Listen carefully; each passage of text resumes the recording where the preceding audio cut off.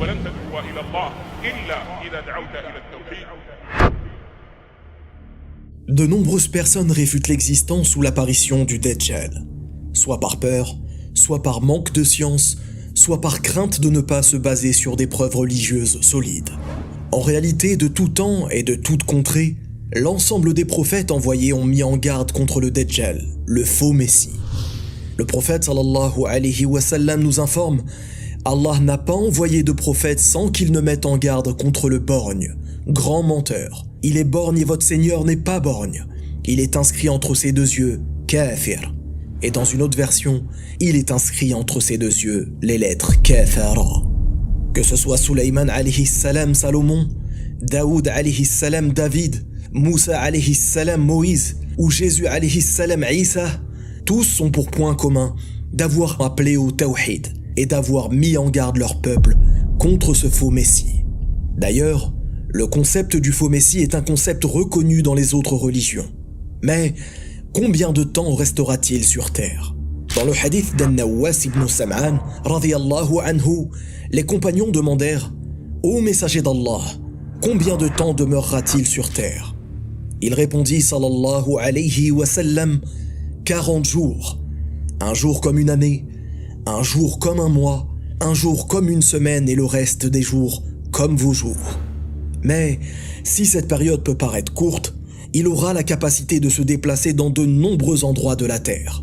D'ailleurs, dans le même hadith, les compagnons radiyallahu anhum demandèrent: quelle est sa vitesse de déplacement sur terre?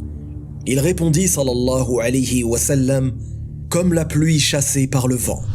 Après cela, il est important de savoir que l'époque du faux messie est la plus grande épreuve depuis qu'Allah subhanahu wa ta'ala a créé Adam alayhi salam, et ceci jusqu'à la venue du jour dernier. Pourquoi? Car par la volonté d'Allah subhanahu wa ta'ala, il aura la capacité d'effectuer des prodiges grandioses allant jusqu'à troubler la raison des gens en leur faisant perdre la tête. Par exemple, dans le même hadith, le prophète sallallahu alayhi wa sallam ajoute: il viendra à un peuple et les invitera à le suivre. Ils croiront en lui et répondront à son appel. Il ordonnera au ciel de pleuvoir, à la terre de faire pousser ses végétations.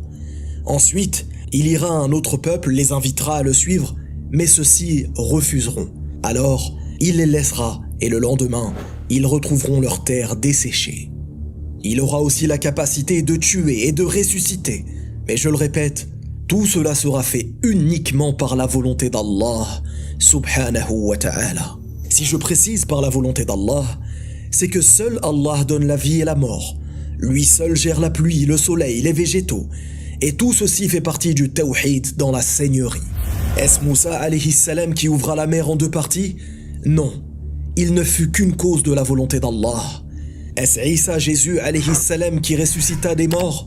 Non, il ne fut qu'une cause de la volonté d'Allah, etc. Parmi tous les miracles faits par les prophètes, ils ne furent qu'une cause de la volonté d'Allah subhanahu wa ta'ala. Mais pourquoi donc Allah le laissera-t-il effectuer ces prodiges?